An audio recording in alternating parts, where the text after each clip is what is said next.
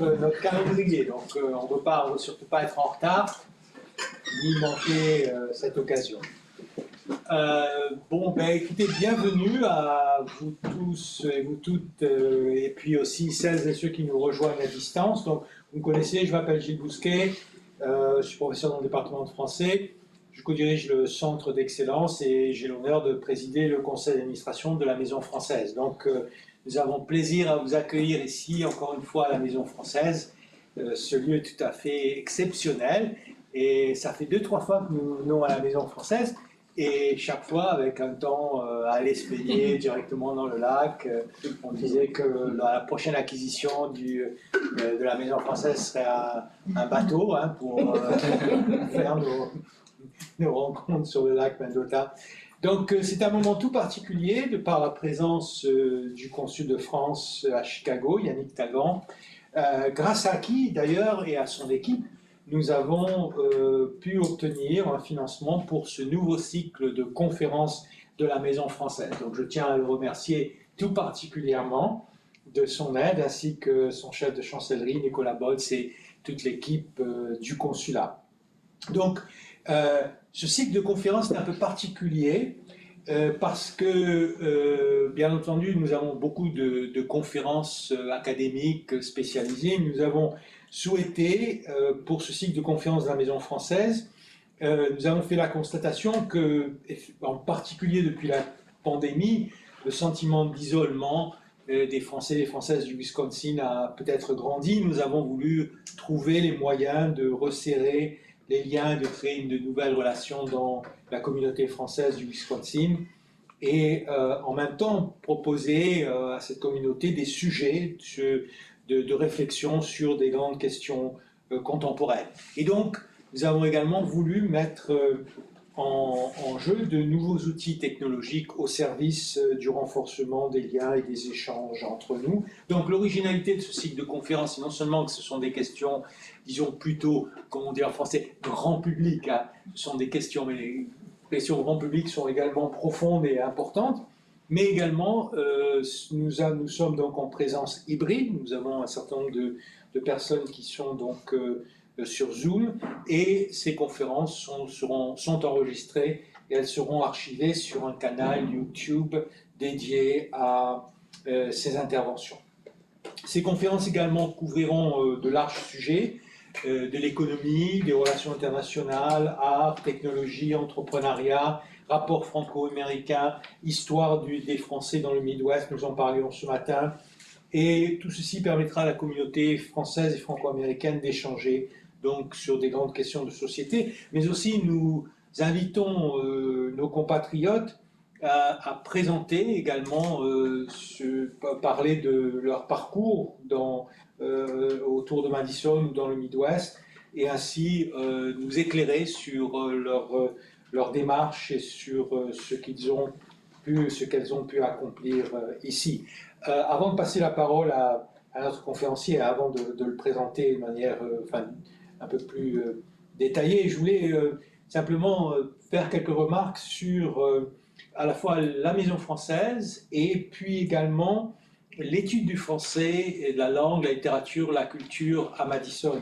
La Maison française, comme vous le savez, est un lieu tout à fait particulier. C'est un lieu où se recoupe la communauté, et puis en même temps le campus, les étudiants, les professeurs du campus. Et je dirais que tout à l'heure, le consul a visité the Wisconsin Alumni Research Foundation. Nous sommes tous des fans de Wisconsin Alumni Research Foundation, non pas à cause de ses 3 milliards d'actifs, mais parce que ça représente, si vous voulez, une organisation un peu particulière.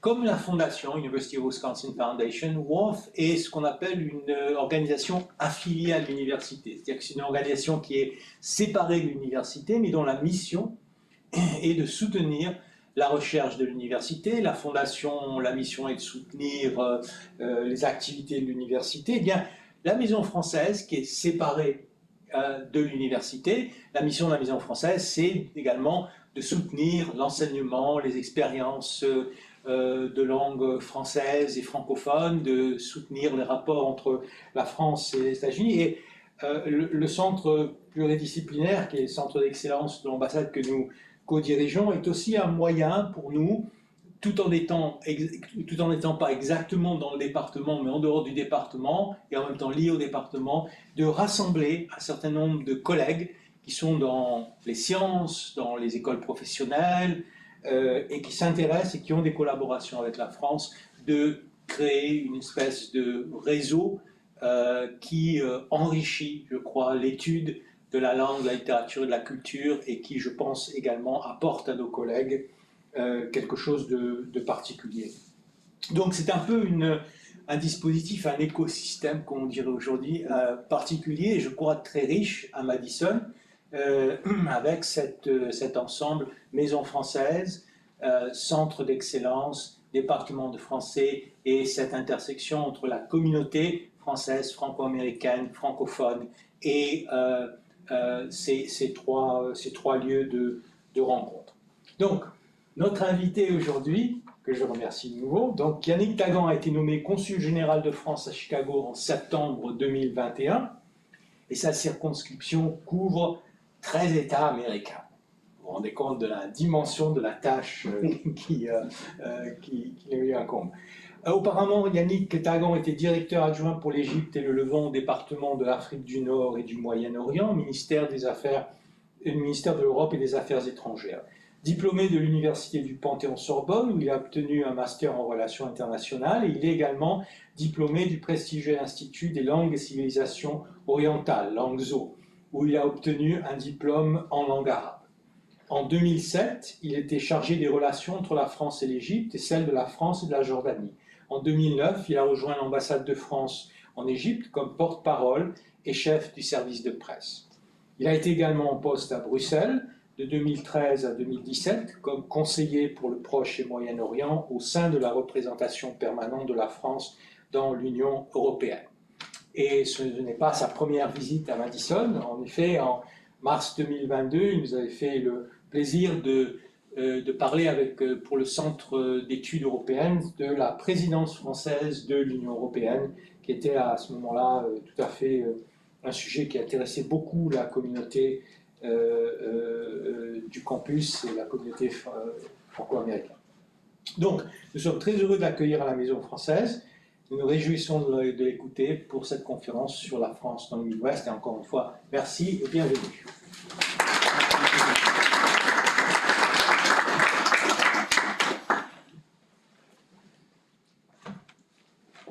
Merci beaucoup Gilles pour cette introduction et puis pour cette invitation. Merci à toi et à toute la Maison française pour m'avoir associé à ce cycle de conférences dont tu as rappelé la genèse et l'objet, resserrer les liens et créer de nouvelles relations au sein de la communauté française du Wisconsin.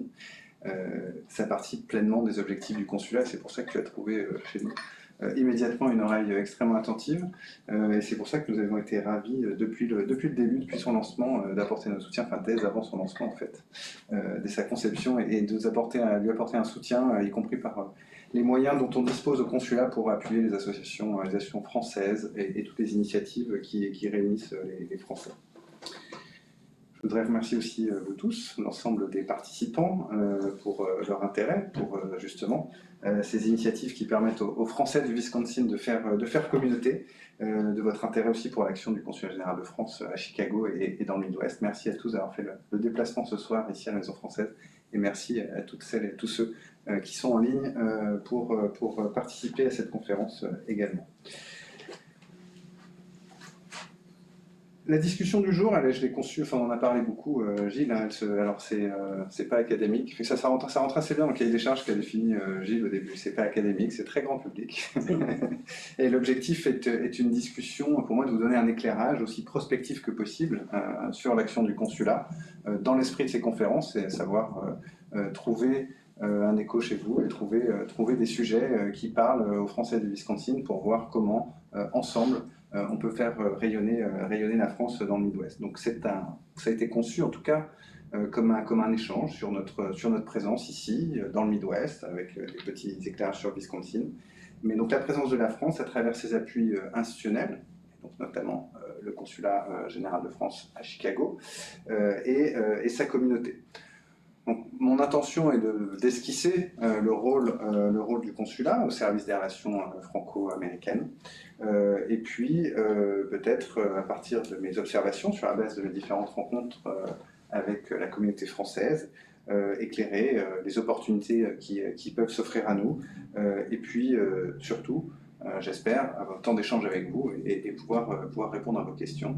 Tout ça dans le délai imparti, j'en suis sûr, on sera à l'heure au dîner, Gilles.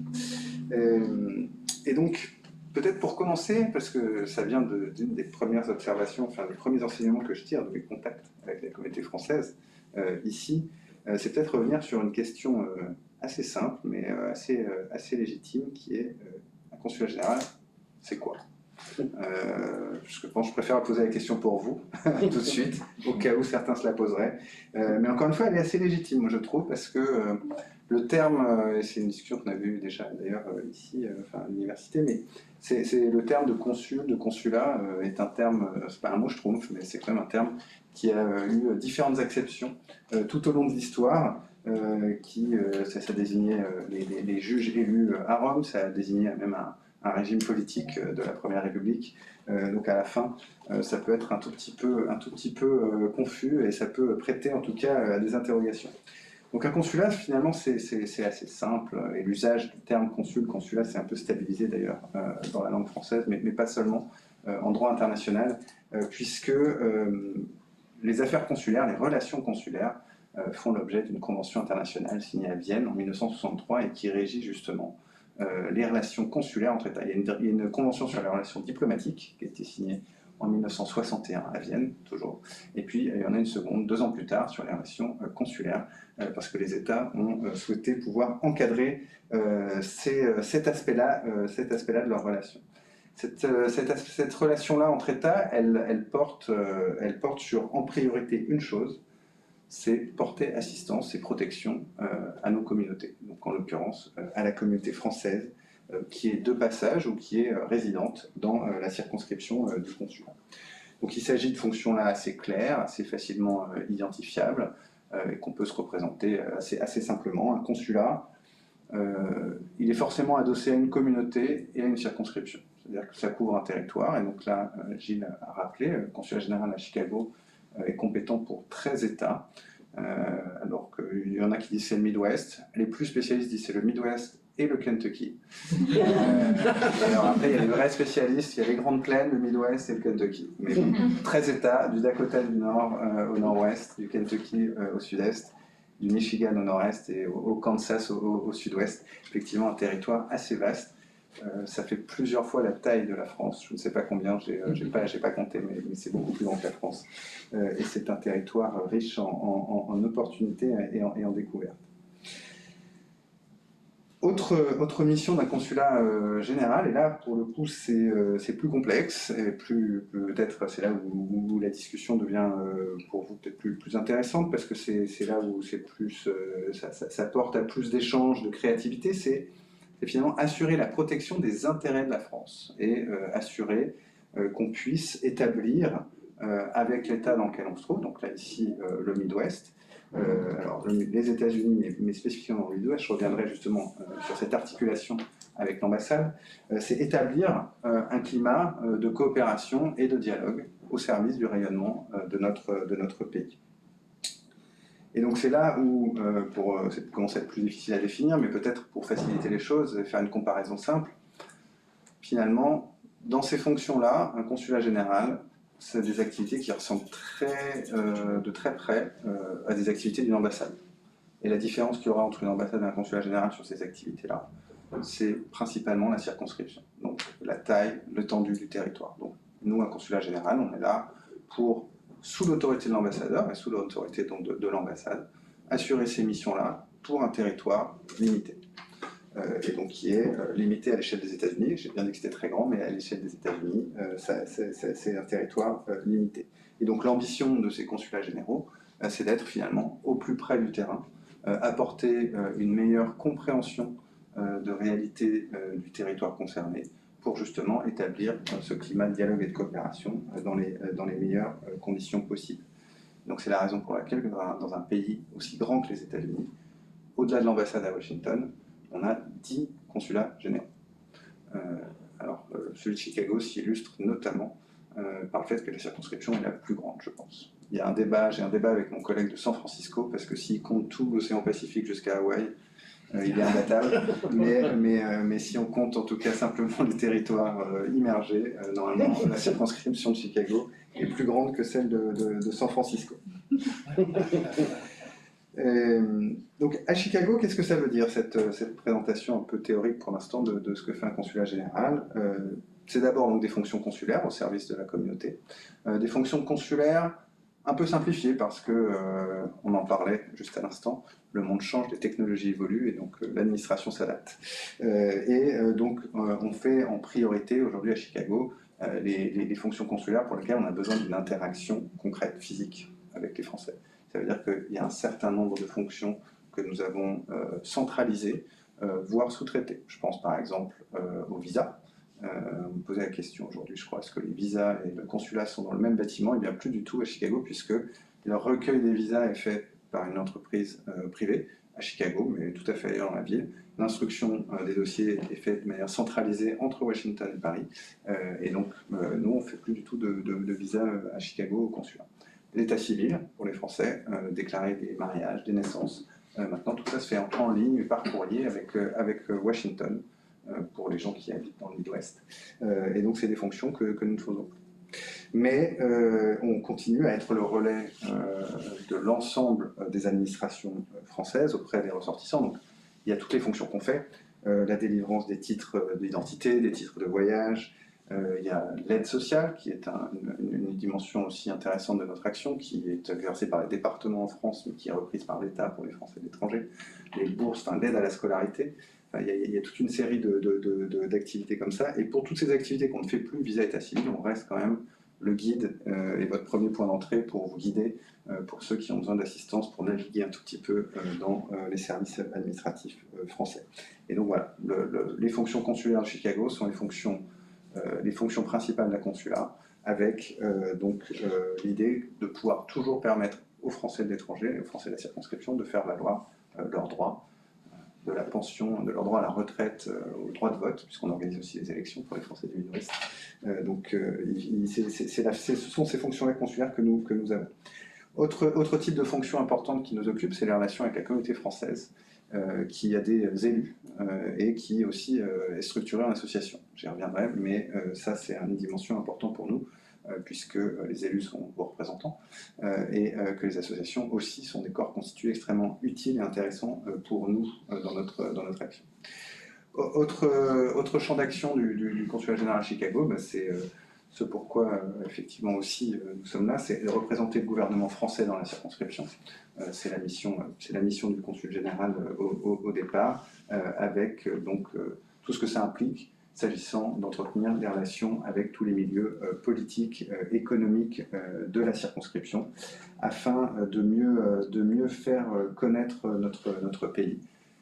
L'illustration la plus récente de cette activité, c'est la rencontre que nous avons eue ce matin avec Gilles, avec le gouverneur du Wisconsin, pour prolonger justement une conversation qui est régulière. L'ambassadeur l'avait rencontré il y a quelque temps et on lui a redit de nombreux projets que nous avions pour la relation entre la France et le Wisconsin. On lui a surtout redit que nous serions ravis de l'accueillir en France pour lui faire découvrir autre chose que quel musée avait-il visité? Orsay. Il était au musée d'Orsay. Il nous a parlé du musée d'Orsay ce matin. Il revenait de Paris en fait. On a une oreille attentive parce qu'il était passé à Paris il n'y a pas longtemps. Dernier champ d'action sur lequel moi je veux juste appeler votre attention, c'est un rôle aussi de coordination de l'action de la France à l'étranger, toujours sous l'autorité de l'ambassadeur dans le cadre de son plan d'action, mais au service du rayonnement économique, culturel, scientifique de la France. Le rôle du consulat, c'est justement de donner de la cohérence, d'accompagner l'ensemble des services qui sont présents à Chicago pour certains, d'autres à Washington. C'est aussi là où c'est un rôle qui est extrêmement intéressant, puisqu'on redonne un peu une logique géographique et de terrain à des services qui travaillent depuis un tout petit peu plus loin du terrain. Et donc on a à Chicago un service culturel On a un service scientifique que quelques-uns connaissent. On a aussi des représentants de notre agence de développement économique, Business France. On travaille beaucoup aussi avec la Direction générale du Trésor, qui, elle, est représentée par un service économique à Washington. Et puis après, un certain nombre d'opérateurs qui, eux, sont basés à New York. Mais le rôle du consulat, ça va être justement de coordonner l'action de l'ensemble de ces acteurs pour avoir une politique cohérente et faire rayonner la France ici, dans le Midwest. La question, c'était la France dans le Midwest, le thème que me donnait Gilles pour plancher ce soir. Et donc, le cœur de... il y a les appuis institutionnels et le consulat, parce qu'effectivement, on est là pour représenter le gouvernement, coordonner la politique extérieure. Mais au cœur de la question, il y a surtout la communauté française, parce que la France dans le Midwest, ça n'aurait pas beaucoup de sens s'il y avait un consulat et pas de Français. Donc la communauté française du Midwest, qu'est-ce que c'est? Peut-être là aussi, pour vous redonner aussi des perspectives et des ordres de grandeur, c'est aujourd'hui, on a un outil statistique qui est simple, mais tout à fait imparfait, qui est le registre des Français établis hors de France, que nous tenons scrupuleusement au consulat. Il est imparfait parce que l'inscription, comme vous le savez, elle est volontaire. Donc à partir de là, il y a un certain nombre de gens qui échappent à la statistique s'ils le souhaitent. Après, on sait ajuster nos manières de compter, mais la communauté française du Midwest, c'est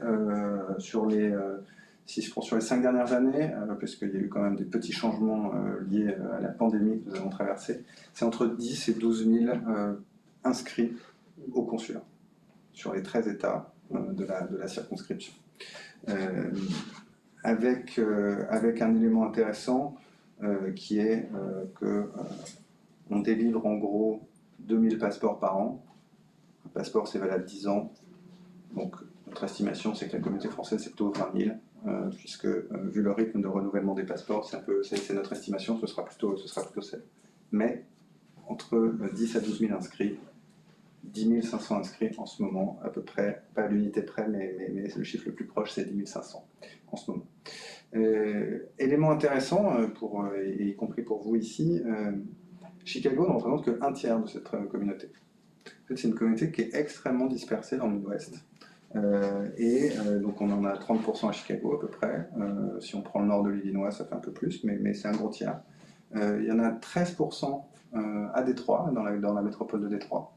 Donc ça en fait un pôle aussi important du Midwest pour nous. Troisième pôle, statistiquement, c'est les Twin Cities.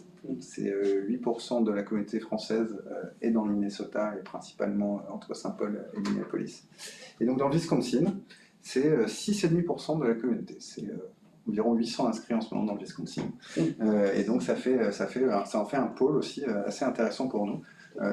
Globalement, la France dans le Midwest, les Français dans le Midwest, ils vont être installés et faire des affaires ou des études entre Cincinnati, dans un arc qui va de Cincinnati, Cleveland, Détroit, qui va traverser le lac Michigan, Chicago, Wisconsin et aller jusqu'à Minneapolis. C'est un peu ça la géographie des Français du Midwest. Une géographie donc, qui est étendue, parce que c'est pas une communauté extrêmement nombreuse, ça fait une communauté très raisonnable hein, pour une circonscription consulaire, mais on peut avoir les mêmes chiffres en Floride. Sauf que donc, ce sera uniquement en Floride, on peut avoir les mêmes chiffres en Égypte, puisque là je parle de l'Égypte où j'étais, c'est à peu près les mêmes chiffres, peut-être même un peu moins, sauf que tout le monde est au Caire. Donc les problématiques vont être radicalement différentes, puisque vous aurez 10 000 Français dans une ville, au lieu d'avoir 12 000 Français de Cincinnati à Minneapolis. Ça change un peu après le travail du consulat. Autre élément intéressant, c'est une communauté extrêmement insérée, et je pense que vous tous ce soir, les Français qui sont là le représentent bien, c'est une communauté qui est extrêmement insérée dans le tissu socio-économique local. Une statistique est très simple, il y a 75% des Français sont inscrits au consulat depuis plus de 5 ans. 5 ans, c'est la durée d'inscription consulaire en général, les gens de passage. 5 ans, ça a été conçu parce que c'est la durée du séjour des gens qui passent pour une mission d'expatriation. Au-delà, en général, c'est des gens qui commencent à s'installer, à rester plus longtemps. Ben, c'est le cas de 3/4 des Français du Midwest. Et donc des Français qui nous sollicitent pour les services que je vous ai indiqués. Donc, il y a le chiffre de 2000 passeports qui est intéressant. Il y a le chiffre aussi des les élections. Donc c'est un sujet important dans notre relation avec la communauté. Donc on a moins de 10 000 électeurs inscrits, parce que là aussi il y a les Français inscrits au consulat, il y a les Français inscrits sur la liste électorale du consulat, pour les différents scrutins que nous organisons, qui sont toujours des moments forts. Alors tout le monde a en tête les scrutins nationaux, parce que c'est ceux qui ont le plus de visibilité, mais finalement au consulat, j'ai l'impression d'organiser des élections chaque année presque. Il y a des élections consulaires, il y a les élections sénatoriales que nous avons organisées il y a 2 semaines. C'est pour les grands électeurs, donc c'est pour ça que ça se voit moins. Mais l'année prochaine, il y aura des élections européennes. Ce sera le 8 juin, pour lesquelles nous organiserons là aussi le scrutin pour les Français de la circonscription. Pour rentrer un peu dans les aspects de notre rayonnement et cet aspect moins consulaire, moins service aux Français, moi je veux arriver ici sur l'importance du réseau d'enseignement et l'importance du réseau d'école où le français est enseigné, parce que c'est toujours un indicateur extrêmement important, je trouve, de la vitalité d'une communauté, de son rayonnement et de sa capacité justement à se projeter dans son environnement. Et là, on voit que dans cette communauté qui est dispersée sur un immense territoire, on commence à mesurer quand même son insertion et son dynamisme. On a 4 établissements scolaires homologués par l'Agence de l'enseignement français à l'étranger, qui d'ailleurs, autre signe de l'importance du Midwest pour l'agence, a tenu son séminaire Amérique du Nord vendredi et samedi dernier à Chicago, où on a pu accueillir la nouvelle directrice générale de l'AEFE. Mais 4 établissements scolaires homologués, c'est intéressant pour la taille de cette circonscription. Donc 2 à Chicago, mais un à Détroit et un à Minneapolis également. Et donc ça, c'est un réseau qui est extrêmement important pour nous, parce que ça nous permet, ce sont des points d'appui, des points de rayonnement extrêmement utiles.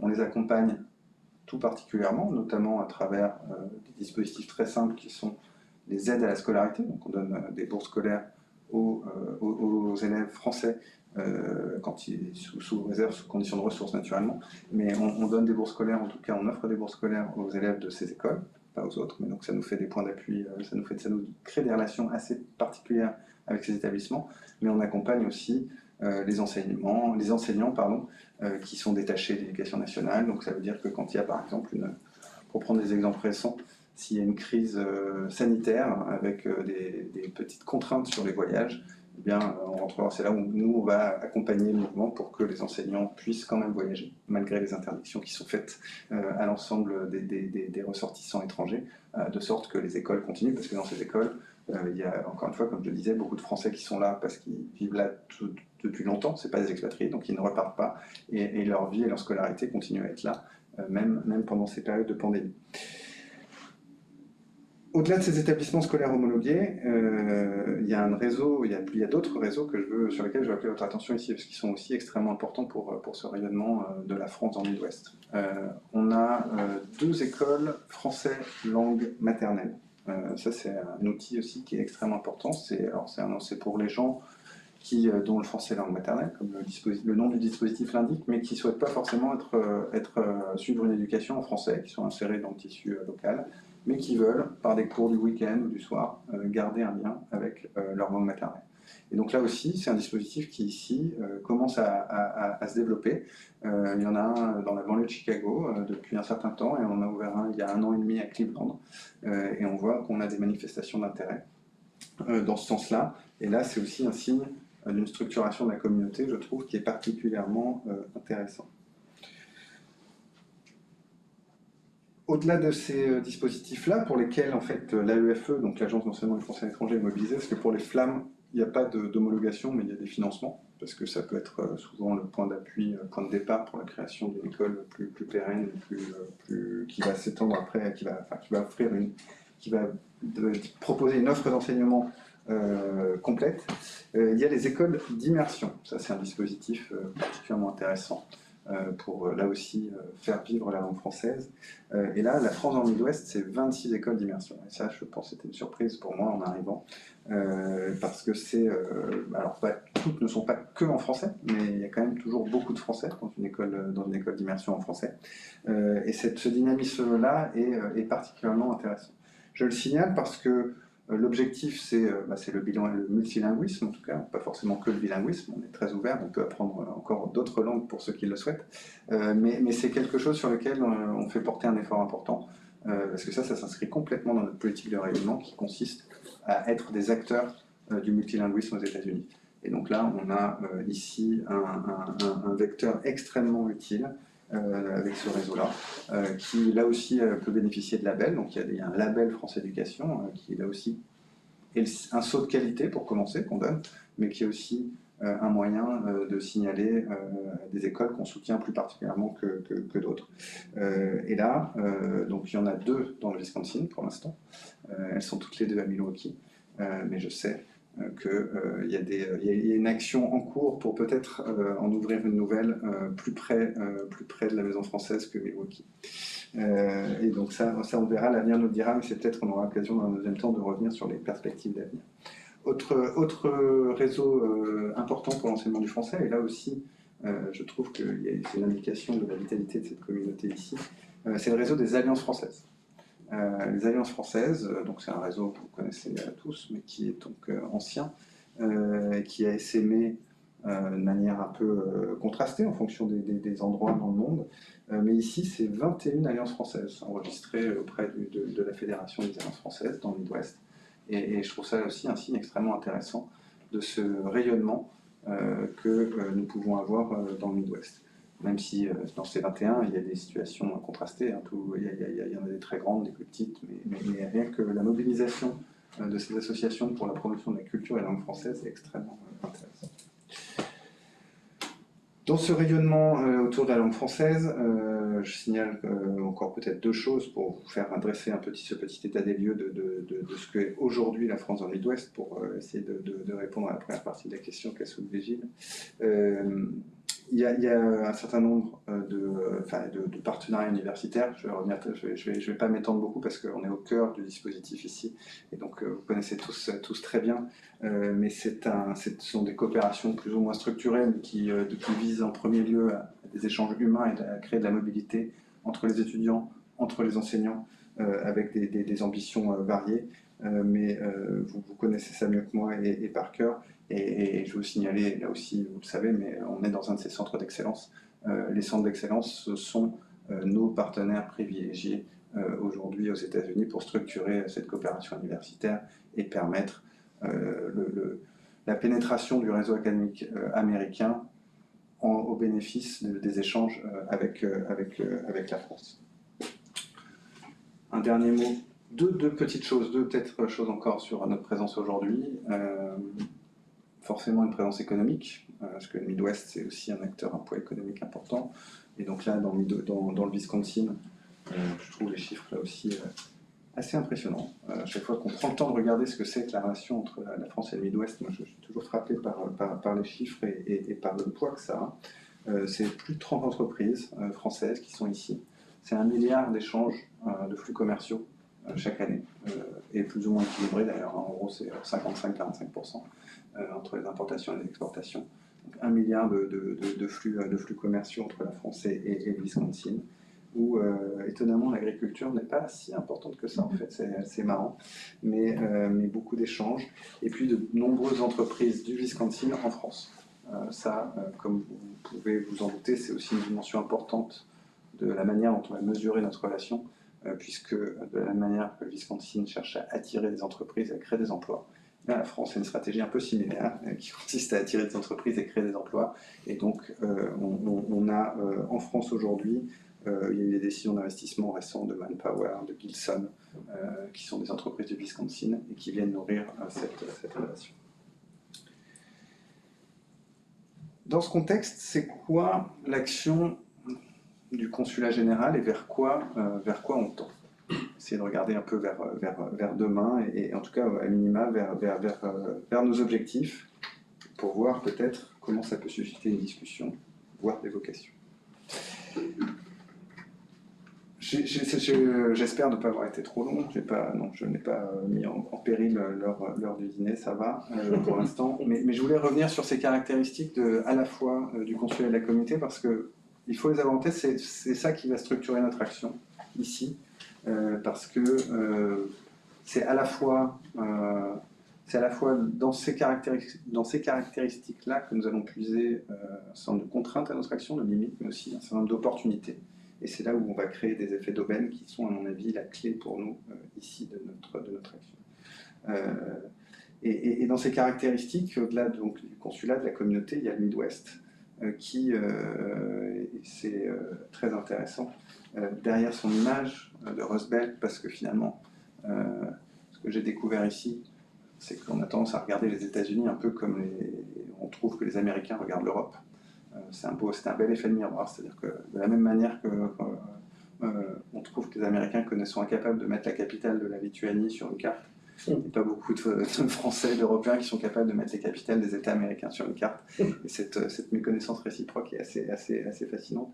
Et donc derrière cette image du Midwest qui est répandue, donc celui de la Rust Belt, on a quand même un territoire fascinant qui est un poids lourd de l'économie américaine, avec un cinquième de la population américaine qui vit ici, avec un PIB qui est l'équivalent de celui de l'Allemagne, ce qui en dit long pour la France, puisque c'est notre premier partenaire commercial, l'Allemagne. Donc ici, il y a un potentiel exactement similaire à celui de l'Allemagne.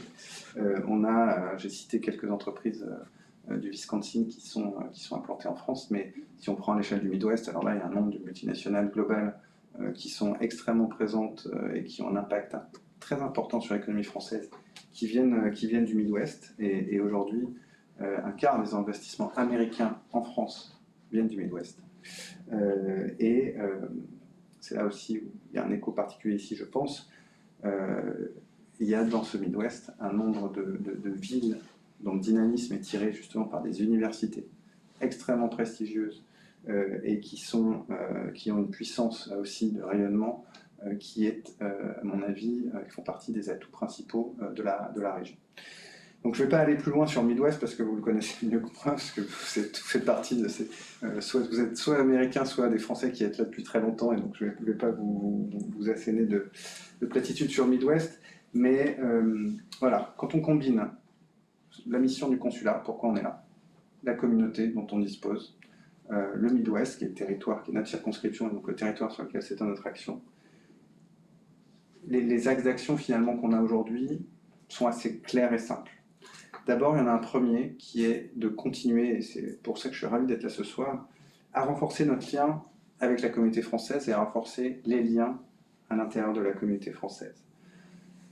D'abord, en poursuivant tous les efforts qu'on a pu engager pour adapter nos services consulaires aux besoins des Français de l'étranger, mais aux besoins aussi, plus spécifiquement, des Français qui vivent ici dans le Midwest, avec les contraintes que sont les distances et parfois l'imprévu qui s'attache à ces déplacements, notamment en hiver dans le Midwest. Mais on a fait pas mal d'efforts pour avoir une gestion plus dynamique de notre capacité d'accueil au consulat, pour que justement ce soit plus flexible et plus simple pour les gens qui doivent se déplacer. On a fait l'effort de maintenir un rythme soutenu de tournées consulaires, en lien avec notre réseau de consuls honoraires, pour venir au plus près recueillir les demandes de titres d'identité et de voyage, parce que la logique qui sous-tend ça est extrêmement simple, c'est que mieux servir les Français, mieux les connaître, c'est une condition indépassable pour mieux rayonner tous ensemble. Et donc ces services consulaires, c'est pour ça qu'ils sont au cœur aussi de l'activité, qu'ils sont au cœur de l'activité du consulat, et que cette activité consulaire, elle est indissociable, surtout dans les territoires comme le Midwest, de notre action de rayonnement. C'est que notre rayonnement va reposer sur la communauté française, il va reposer sur vous, et sur la capacité qu'on a à se connaître et à faire des choses ensemble. Concrètement, qu'est-ce que ça veut dire? Ça veut dire, au-delà de ces services consulaires, c'est redynamiser au maximum, surtout dans cet univers qui a été un peu déstabilisé par la pandémie, mais c'est redynamiser le tissu associatif existant.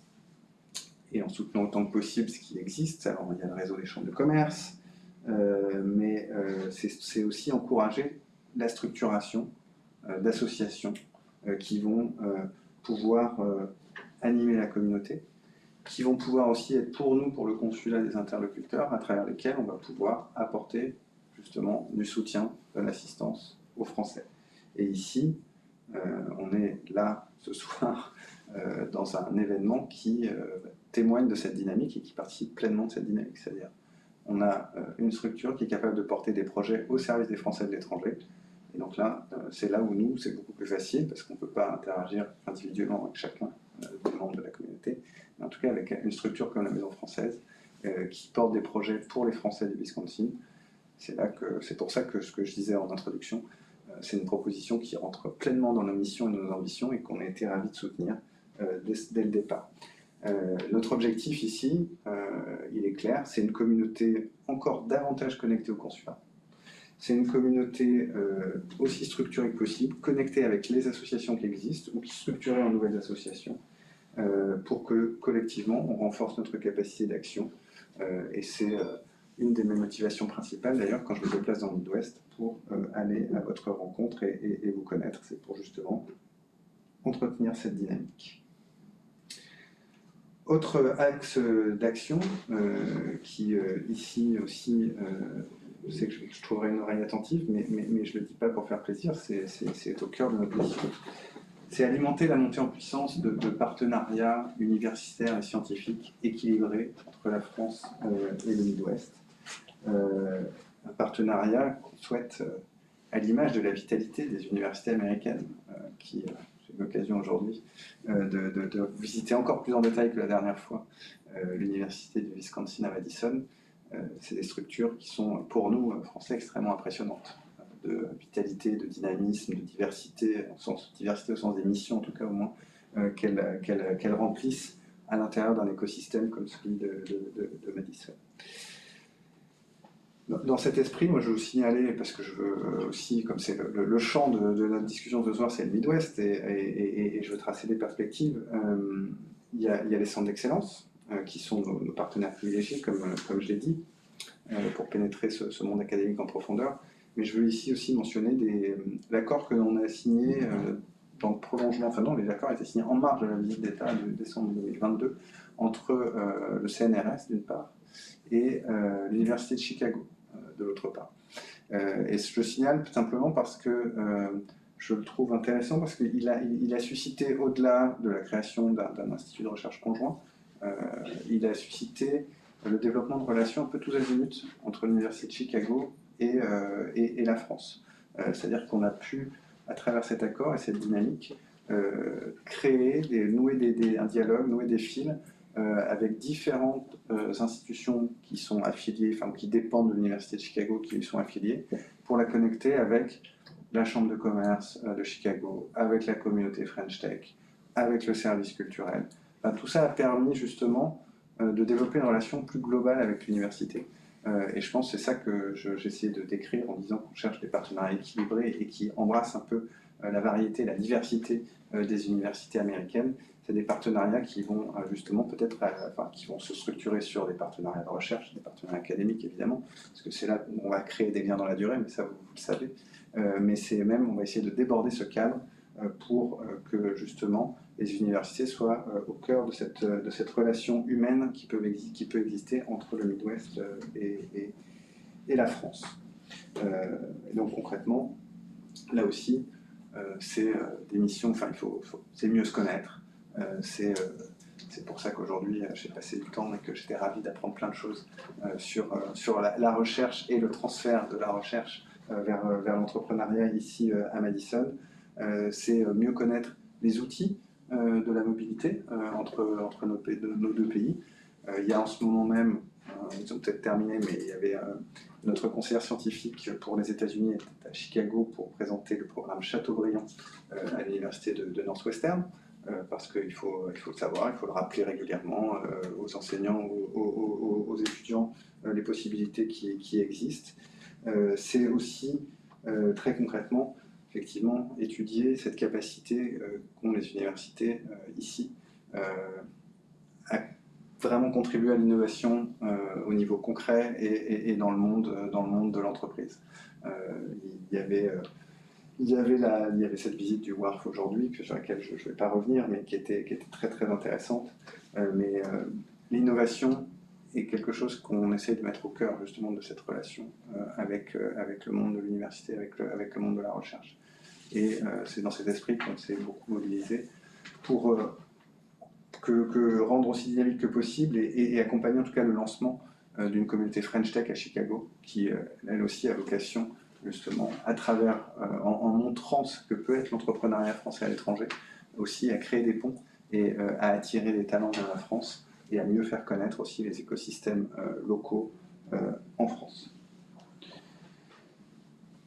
Troisième axe d'action sur lequel je veux revenir ce soir et appeler votre attention, mais qui est assez évident, mais c'est l'occasion aussi de montrer concrètement ce qu'on fait au consulat. Une de nos ambitions, c'est de faire en sorte que le Midwest contribue à la hauteur de ses capacités, sur lesquelles je ne me suis pas étendu, mais vous avez compris, elles sont immenses, qu'il contribue pleinement à nos efforts de relance des flux commerciaux après la pandémie, et que les flux d'investissement en direction de la France soient un peu à la hauteur de l'attractivité de notre pays. Et là, pour être très concret, je vais juste revenir sur une initiative qui nous a occupés depuis le début de l'année au consulat et qui a eu un moment important il y a 2 semaines.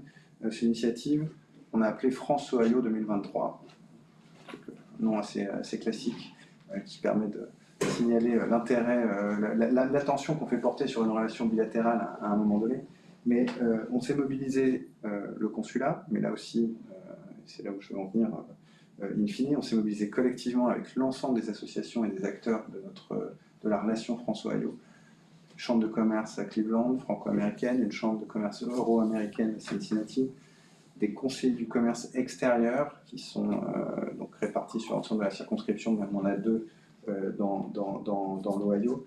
Dans l'Ohio, on a aussi 2 agences consulaires, une à Cincinnati, une à Cleveland. On s'est mobilisé collectivement afin de valoriser tout au long de l'année notre engagement au sein de l'Ohio, la présence de la France dans l'Ohio pour faire valoir auprès des autorités locales l'importance aussi pour elles de ce lien et pour les encourager à se mobiliser davantage pour regarder la France comme un partenaire commercial important. L'objectif là était clair. L'Ohio était un des poids lourds, finalement, on s'en est rendu compte en regardant dans un état des lieux, de notre relation commerciale France-États-Unis. Je ne me souviens plus où il se plaçait, mais on était à un niveau d'échange qui dépassait les 3 milliards de dollars annuellement, ce qui était quelque part dans les 5 premiers, ou 5e ou 6e État en termes statistiques. Et donc l'idée c'était là, mobilisons-nous et revenons très rapidement au moins à ce niveau-là, essayons de le dépasser. Pour que l'Ohio et la relation France-Ohio soient au service de la relance de notre relation commerciale avec les États-Unis. Donc là, et je reviens, parce que j'ai semé quelques graines au début de mon intervention, on a utilisé très clairement un effet d'aubaine qui était des anniversaires ou des événements, des reprises d'activités un peu symboliques.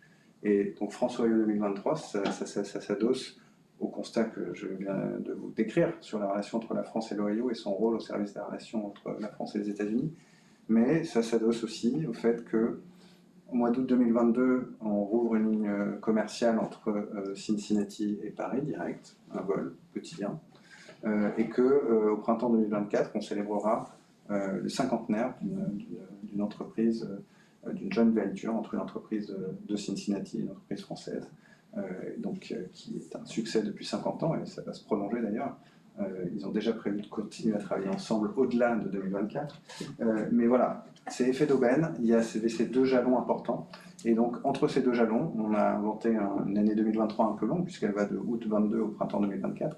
Mais ça, c'est notre latitude pour justement créer une série d'événements qui va nous permettre de renforcer notre visibilité collective et permettre de faire de la France une destination pour les autorités de l'Ohio pour en priorité essayer de faire des affaires et construire des flux d'investissement, ce qui n'empêche pas de faire du tourisme dans nos beaux musées, bien sûr.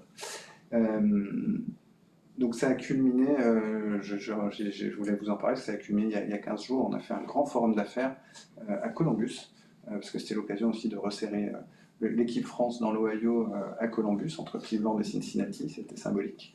Mais un forum d'affaires qui a réuni 150 personnes pendant 2 jours sur des thématiques qui sont à la rencontre des priorités de l'Ohio et de notre stratégie France 2030.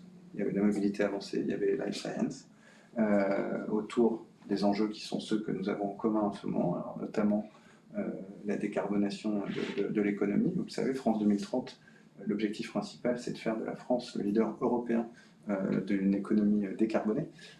Donc c'était l'occasion d'échanges extrêmement nourris et dont on espère que par notre mobilisation collective, par notre capacité à rassembler tous ces acteurs de cette relation, on va se nouer de nouvelles initiatives et qu'on pourra se réunir l'année prochaine pour célébrer ce forum d'affaires et en récolter l'ensemble des fruits. Dernier axe d'action que je veux signaler ici ce soir avec vous. Vous avez compris, l'objectif c'est d'être visible, d'être un partenaire utile et intéressant pour nos amis du Midwest.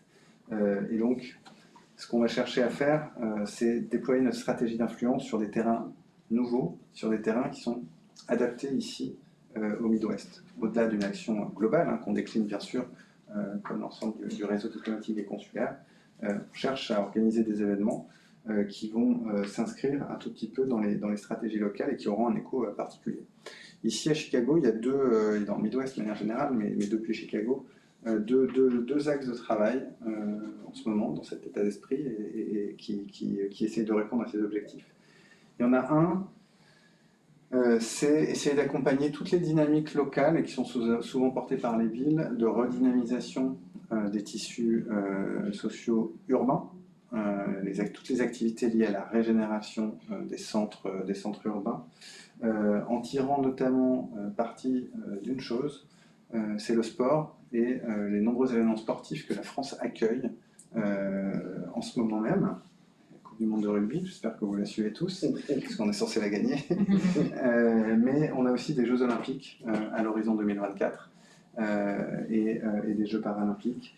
Et donc l'idée, c'est d'utiliser cette image très sportive de la France qui est censée trouver un écho ici. On voit combien les gens font du sport à partir en fin d'après-midi ici. C'est pareil à Chicago, les gens courent, font du sport au bord du lac. Et l'idée, c'est à travers du sport de créer une relation qui justement dépasse les clichés traditionnels de notre pays et permet de nouer un dialogue et un intérêt partagé sur des sujets communs. Autre manière d'essayer de faire avancer cette stratégie, et ici le Wisconsin est au cœur de cette initiative, c'est la mise en valeur du patrimoine français de la région. C'est quelque chose qui est là aussi extrêmement intéressant et que j'ai découvert en arrivant très honnêtement, mais je m'en cache pas parce que le constat que nous faisons au consulat et avec les acteurs de cette initiative, c'est que c'est justement une ressource qui est là et qui est méconnue, et le premier objectif, c'est de la rendre davantage, de mettre de la lumière sur ce patrimoine et le rendre davantage connu, et d'exploiter la ressource qu'il représente. C'est une initiative qui, à la base, est portée par une association américaine, French Heritage Society, et qui consiste à mettre en réseau, à ce stade, des associations extrêmement locales qui entretiennent l'histoire française de la région à travers du patrimoine, qui soit matériel ou immatériel, et qui permettent justement de maintenir vivant l'idée qu'il y a un lien entre la France et le Midwest, qui était donc partie de cette grande Louisiane ou de cette nouvelle France à un moment, mais qui permet aussi de créer, et c'est ce qu'on cherche à faire, un contexte dans lequel justement on va pouvoir rejoindre nos autres objectifs, savoir promouvoir le français encore plus facilement que dans d'autres régions des États-Unis, puisque le raisonnement consiste un peu à dire à nos amis américains, finalement ici la France fait partie du melting pot du Midwest. On a eu notre contribution, elle est modeste, mais elle est là. Et donc, si vous hésitez, vous pouvez apprendre le français, c'est un moyen de renouer avec vos racines. Et d'ailleurs, il y a tout un matériel pédagogique qui s'impose à vous, puisqu'il suffit de faire 1 heure de bus et vous êtes sur un site. Ce qui est très facile, c'est d'aller dans une ville avec un nom français. Ça, il y en a énormément. Mais il y a pas mal d'endroits où on va trouver quelques vestiges, où on va trouver des festivals régulièrement chaque année qui vont célébrer cette culture française. Mais c'est aussi, au-delà de l'éducation, un vecteur important pour dynamiser nos relations économiques, parce qu'on a un savoir-faire assez important et reconnu en matière de tourisme. L'idée, c'est de faire en sorte que ce patrimoine français s'inscrive dans les initiatives de développement du tourisme des collectivités locales du Midwest, les villes, les États, pour qu'ils en fassent la promotion et que les opérateurs économiques s'en emparent et que ça devienne un peu un atout dans la destination Wisconsin, dans la destination Illinois, dans la destination Missouri, dans la destination Minnesota, avec des acteurs économiques impliqués, qu'il s'agisse des croisiéristes qui sont sur les lacs, sur les grands lacs ou sur le Mississippi, et on en parlait justement avec le gouverneur ce matin, mais qu'il s'agisse aussi des associations d'hôteliers, des restaurateurs, pour ancrer un tout petit peu cette collaboration, cette coopération entre la France et le Midwest, de manière extrêmement spécifique, la connecter avec les racines de la région, qui sont réelles. On rencontre quand même régulièrement des gens avec des patronymes très français, avec des gens qui ont fait des choix auxquels je ne m'attendais pas, qui ont scolarisé leurs enfants dans les écoles d'immersion dont je vous ai parlé, parce qu'ils ont un ancêtre français. Donc ils ont fait le choix de dire, nous on a un ancêtre français, donc il faut que les enfants entretiennent ce lien. Donc il y a ces fils ténus qui existent, et l'objectif de cette initiative, c'est justement de les rassembler, de les mettre ensemble et d'en faire une initiative plus porteuse, plus structurante de notre relation avec nous. Je vais m'arrêter là sur ces grandes lignes d'action qui esquissent un tout petit peu finalement cette France dans le Midwest de demain. C'est une France où on a renforcé notre capacité à agir ensemble, à agir collectivement au service de notre rayonnement, en utilisant l'ensemble des ressources institutionnelles que la France déploie ici, mais en utilisant aussi l'ensemble des ressources qui sont dans la communauté. Parce que comme j'ai essayé de vous le montrer ce soir, notre ressource principale, ce sont les Français, ce sont la communauté française et les francophiles et les francophones, bien sûr. Mais c'est cette interaction globale entre la manière dont le consulat sert la communauté française avec le rayonnement que le consulat essaye de promouvoir me semble essentiel. Donc la France dans le Midwest demain, c'est une communauté francophone plus soudée autour du consulat.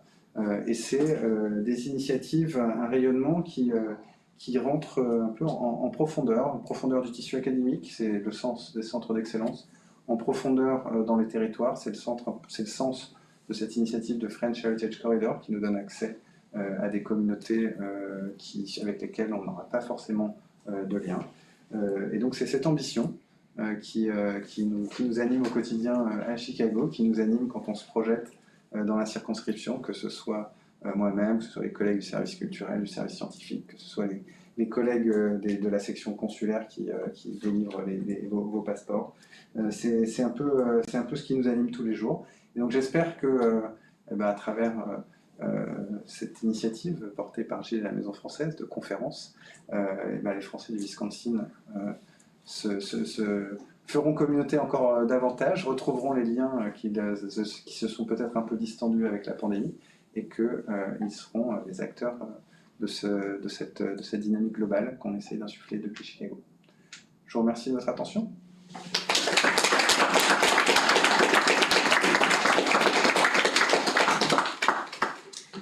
Question, ça? Ouais. Avec plaisir. Très bien. Bien sûr. Merci beaucoup d'abord, c'était tout à fait fascinant. Je croyais que je connaissais le travail d'un consul, mais j'ai appris plein de choses nouvelles. Merci, c'était fascinant. Vous avez mentionné l'échange universitaire et le CNRS. C'est un monde que je connais bien puisque j'ai travaillé au CNRS pendant 20 ans. D'abord chargé de recherche, ensuite directeur de recherche, ensuite j'ai été directeur d'un laboratoire CNRS. Ensuite j'ai quitté la France. J'ai essayé de maintenir les contacts et d'avoir des échanges. C'est pas facile.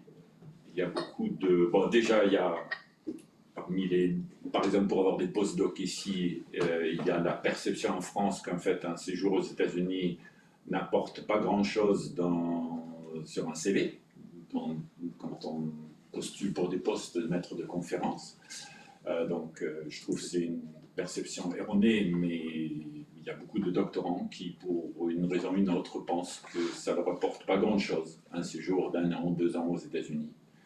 Ce que je trouve surprenant.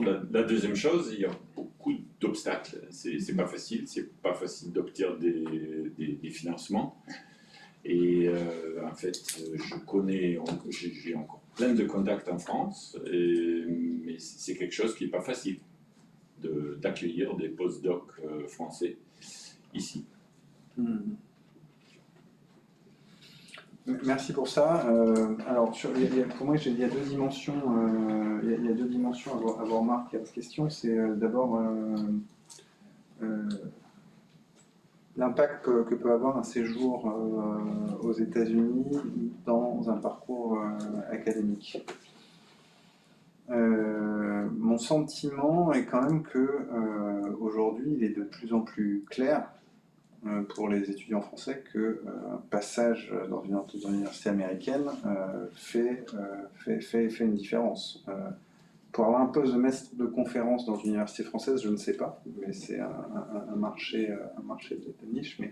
Mais plus globalement, mon sentiment est plutôt que aujourd'hui ça devient recherché, valorisé, valorisable, à tel point que, alors ça j'en ai entendu très récemment, mais je n'ai pas pu vérifier ce que ça voulait dire statistiquement, mais moi on me dit qu'il y a des étudiants français qui s'endettent pour venir passer une année aux États-Unis, ce qui fait rentrer l'étudiant français dans la logique, alors pour le coup très américaine, qui consiste à payer des études, y compris cher, parce que justement, il y a un retour sur investissement qui est attendu. Ce qui fait la différence fondamentale entre la manière dont on appréhende, je pense, un passage à l'université française et un passage à l'université aux États-Unis.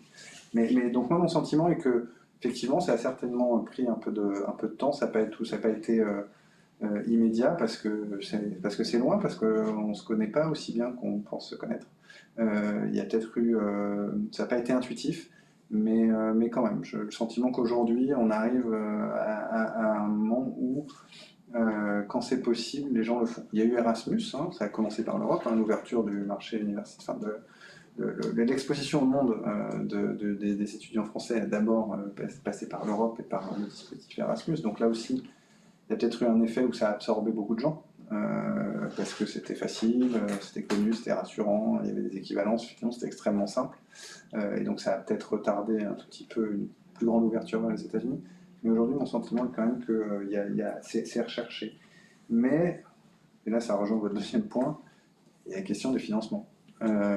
Parce que les modalités de financement des études en France et ici sont radicalement différentes.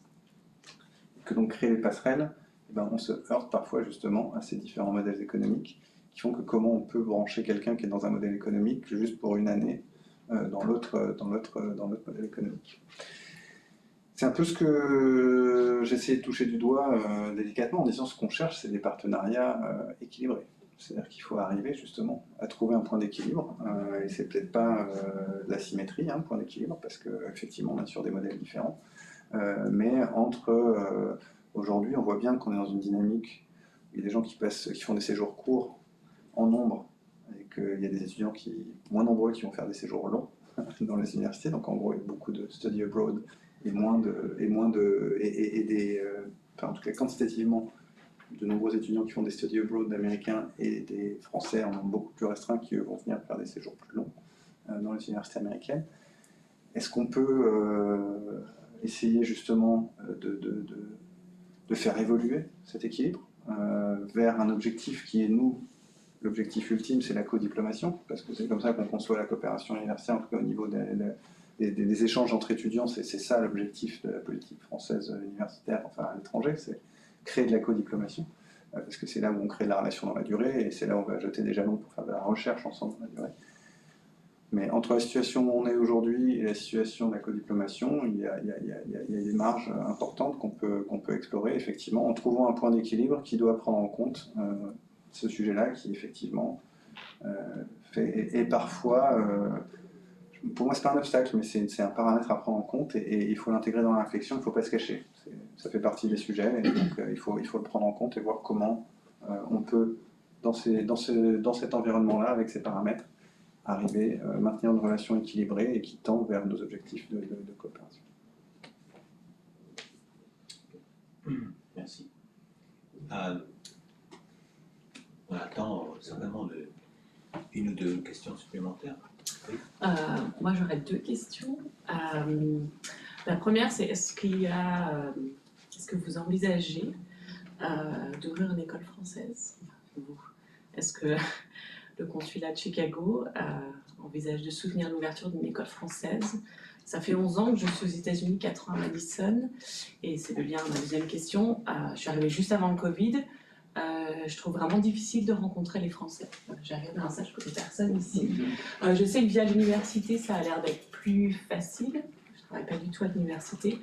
Est-ce qu'il y a un dispositif qui pourrait être mis en place via la Maison française pour rassembler je sais qu'il y avait des événements qui ont été créés avant le Covid, mais voilà, de se mettre en contact. Je suis tombée par hasard en regardant le site de la Maison française que vous alliez venir, donc c'est super, mais c'était vraiment par hasard.